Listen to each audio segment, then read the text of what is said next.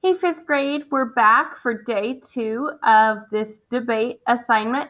Again, we are doing this in place of our poetry, our daily poetry reading and analysis. One of the things that I want us to be able to do is argue for our opinions and our thoughts and our beliefs. And so one of the things that we will do with our poetry is we will select one poem to write an argumentative speech about and argue that that is the best poem that we have read the whole quarter. Now, we can't do that, not appropriately, until we actually have a conversation about what argumentative writing is and how to argue well. And I know you're thinking, what did my teacher just say? She's going to teach me how to argue well. My parents are not going to be okay with this. They think I argue too much as it is. Well, that's kind of my point. When we think of the word argument, we think of a fight, but an argument is not a fight. An argument is when someone has an idea or a feeling or a thought about something and they're able to argue points or viewpoints about their perspective so that others may understand better why they feel the way they do. And in some cases, those arguments may actually change other people's minds about the way that you feel. And we've been talking a lot about being communicators this year, being able to share our thoughts and feelings and communicate what is in our mind and what is in our hearts with the outside world. And in case you weren't aware, that's why we have this class in the first place. It's not just about writing and reading. It's about listening. It's about speaking. It's about communicating, because what you have to say and what you know and can do is important. And it's the only way that you're going to make this world a better place for us old people who are messing it up, to be honest with you.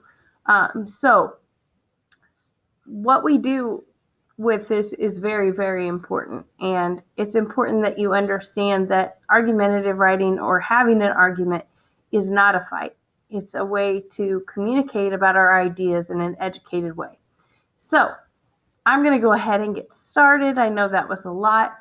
Please hang in there with me. We're going to be working out of our day 2 activities. So it says day 2, complete the scavenger hunt. You decide, and what do you think activity. So we're going to basically complete this slide deck. We're going to work in slides 3 through 6, and then we'll be turning it in.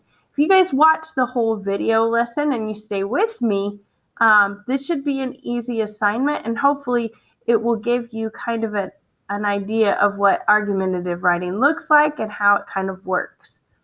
And that way, the next time around, we can try writing our own. So I'm going to jump into the slide deck, which is found in your work.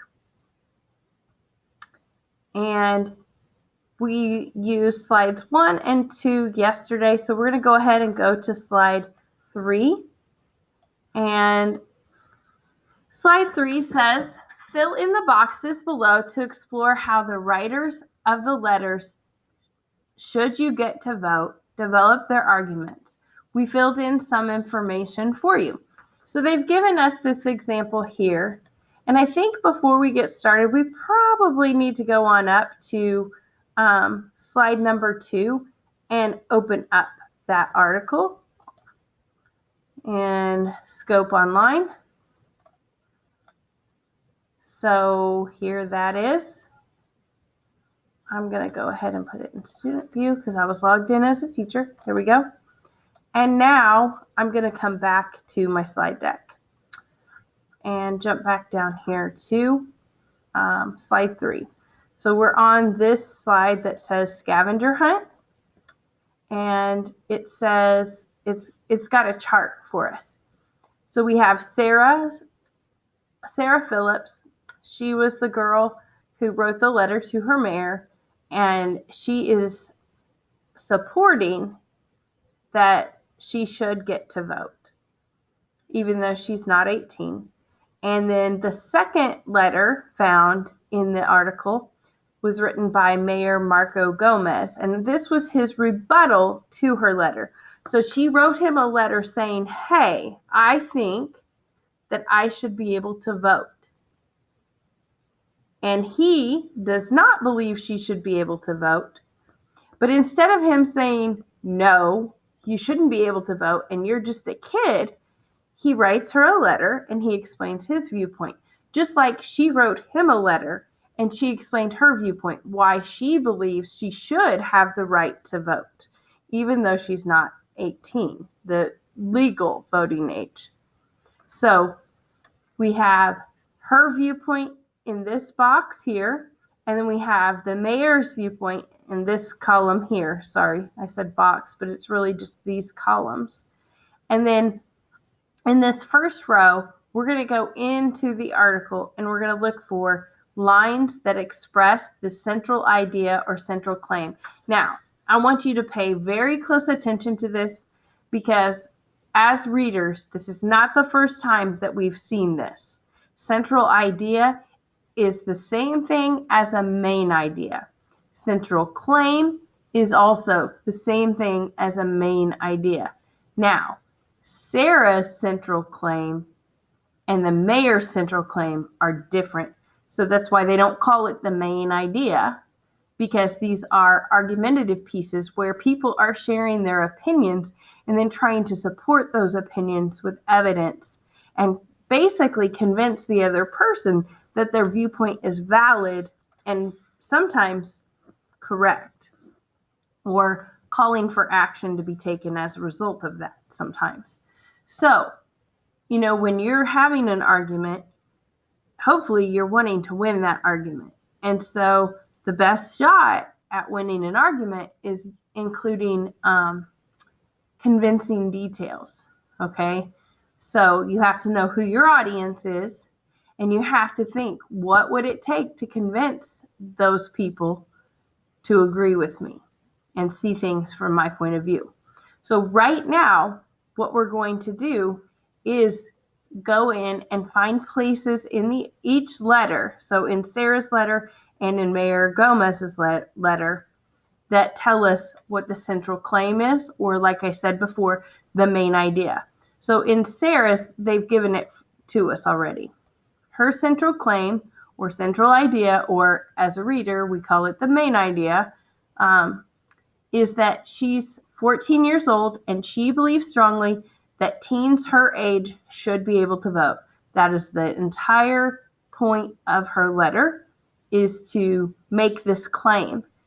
Now, like I said before, if you're going to win an article or win an argument, you have to back up that claim with some evidence that's convincing to the people that you're talking to. Mayor Marco Gomez, if we go into his letter and we look for his central claim, what we're looking for is his whole point. Why did he write this letter to her, and what is he supporting his claim with evidence for? So we already know, because it tells us that he does not support teens being able to vote, teens that are not 18, teens that are younger than 18. He does not support that, but he does feel that there are other ways to have a say. So we have to go in here and find it. So usually when we start looking for the main idea, we look at the first or the beginning, and we usually look at the end. It's not the only place the central idea is, but it's usually the first and the last thing they want you to know. So we're going to start here. I am thrilled that you reached out to me and that you've taken such an interest in this issue. When I was your age, I wanted to vote too. I understand your frustration. That being said, I do not think the voting age should change, and I will tell you why. So this right here is his central claim. So you can copy it and you can paste it. Now I've put ...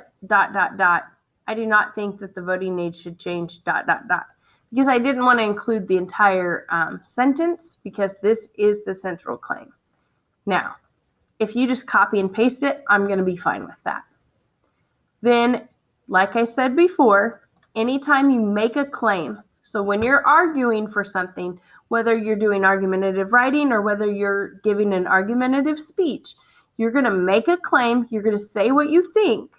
That's your idea, that's your opinion, that's what the claim is.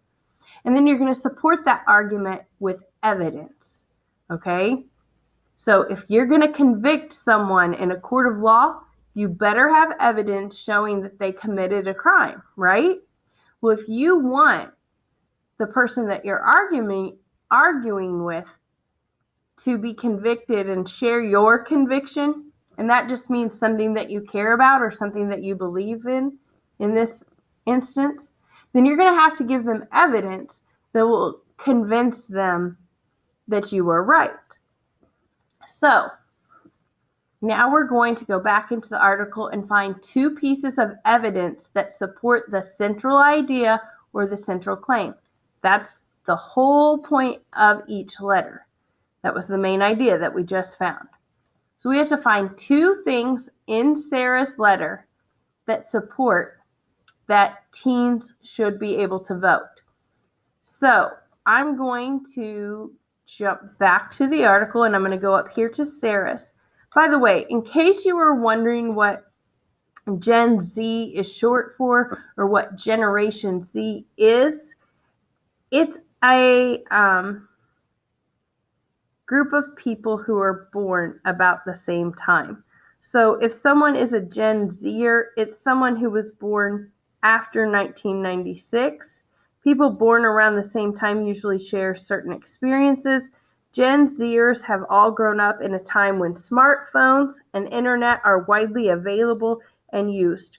Earlier generations include millennials, Gen Xers, and baby boomers. So you may or may not have heard any of these terms before, but that is how we refer to people who were born after 1996, because like I explained, they have grown up in a world that's very different from the world that someone like me has grown up in.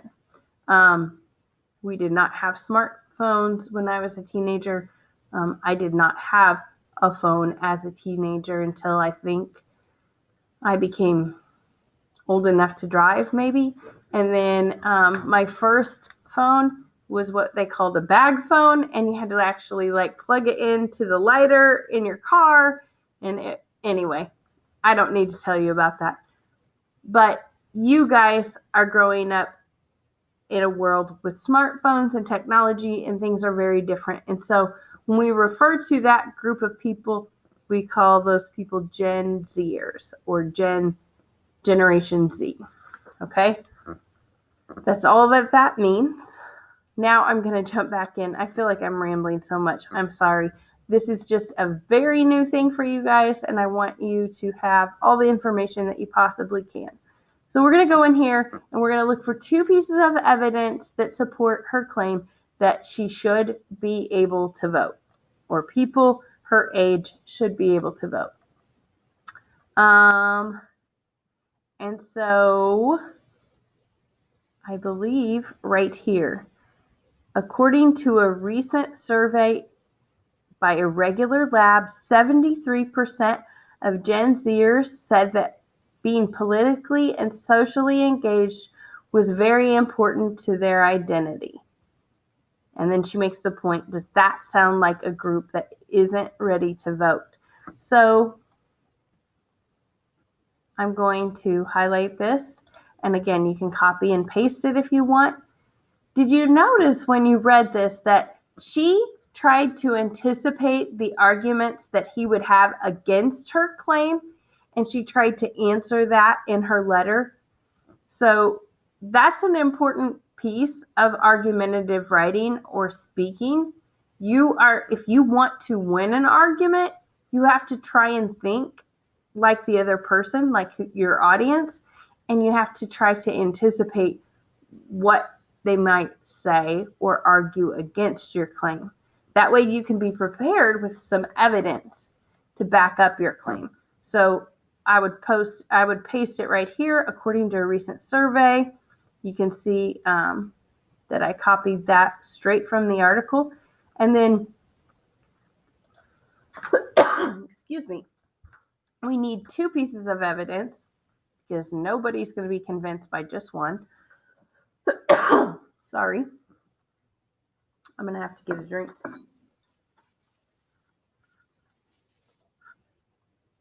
So we're going to go ahead and come back into this article and find another piece of evidence. And I think this is pretty convincing. In 2013, in the city of Tacoma Park, Maryland, the city of Tacoma Park, Maryland lowered the voting age for local elections to 16. Since then, 16 and 17-year-olds who were registered to vote have cast their ballots at a higher rate than any other age group. If we lowered the voting age in our town, I bet the same thing could happen here. So this is evidence showing that there are places in this country where they do value teenagers' viewpoints, and they actually allow them to vote in local elections. So they're still not allowed to vote in national elections, like where we vote on the president, but in their local government, so like in their city based, so like their governor or their mayor or new laws that are put into place, they are actually able to vote in the elections that those matters are decided. So this really happened in the United States, and that's her evidence for why it would be a good thing for them to do that in her city. So we're going to come back and we're going to paste that here. Now we're going to move over to Mayor Gomez, his letter, and we're going to look for evidence that supports his claim that he doesn't think that the voting age should change. And again, he doesn't have to anticipate her arguments because she's already made that claim. But when he gives his rebuttal, that's what we call his response to her letter, he also wants to think about some things that would likely convince her that he is right, because he wants to win the argument too. He wants her to understand his viewpoint, I guess, is what I'm trying to say. So, if we go to his letter here, let's see. So voting, again, we always start at the beginning and the end. This is just this is where he tells us his claim, and then the evidence usually comes after that. So voting is an incredibly important responsibility. I agree that your generation is engaged and informed, but deciding who to vote for requires drawing on life experience that kids your age have not had yet. Plus, voting requires a certain amount of knowledge about how the government works, and not all kids your age have this knowledge. This is the part I think really supports his claim. The study of the rights and duties of citizens is called civics, and only 9 states require students to have a full year of this in school. 10 states don't require it at all. If we are to lower the voting age, it would be imperative first to make civics a mandatory year-long subject in all schools. So he is saying, I don't believe that we should lower the voting age until we make these changes, because I think it's important not just to vote, but to be an informed voter. That's the only kind of voter we want participating in these elections. And so I would copy and paste that and put it here. And then the second piece of evidence that I'm going to look for to support his claim, I'm going to jump back here into the letter.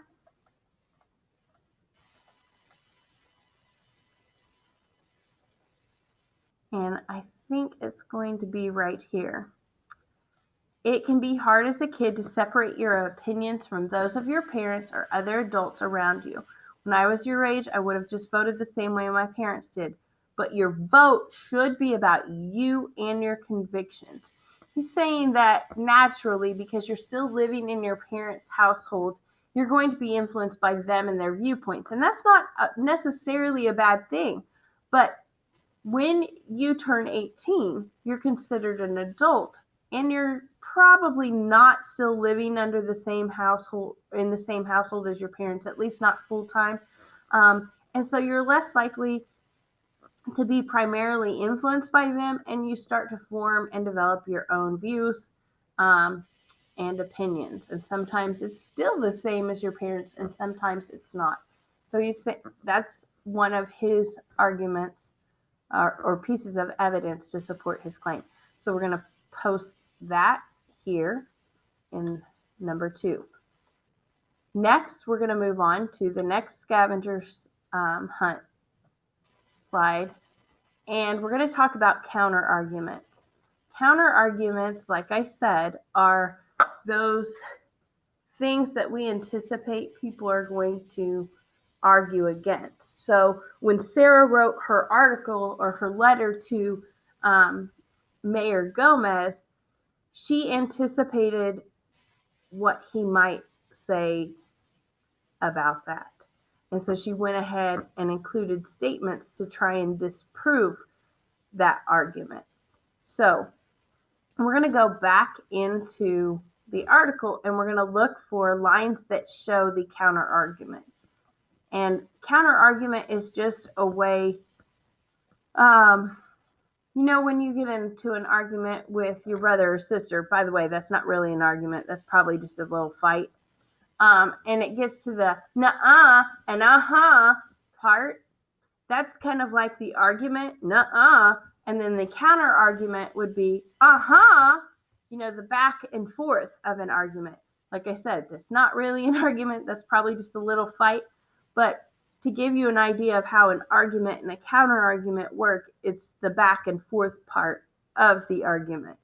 Okay? So she gets into that right here. Now, some adults assume we have not learned enough about our government and our country to form opinions about who should be elected, but my generation has proven this assumption is incorrect. We are more informed and politically engaged than ever before. So the counter argument is right here, okay? Right here. This is what she thinks he's going to say against her argument, okay? The stuff that comes after this is her evidence to support the counter argument or to overturn it. So we're going to copy this and we're going to put it right here. Okay. And then there was another one a little further down. Still, I understand that not everyone my age is ready to vote. Okay. And then these are the rebuttal to the counter argument. And that's the part that I just showed you. So we're going to go ahead and put that here. But my generation has proven that this assumption is incorrect. We are more informed and politically engaged than ever before. In fact, our generation is one of the most socially active in history. And we're going to go ahead and go all the way down to here. To support that, we would copy it and then we would paste it right here. And then, but maybe lowering the voting age could change that is the rebuttal to this argument. And then they gave us Mayor Gomez's counter argument. I do acknowledge that the decisions elected officials make today profoundly affect kids and their futures, and I agree that you should have a say in those decisions. So he is anticipating what she would say in argument against what he's trying to convince her of. And now we have to go in and find the evidence that supports that rebuttal.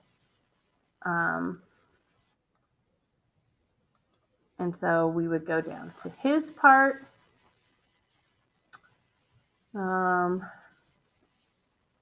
But deciding who to vote for requires drawing on life experience that kids your age have not had yet.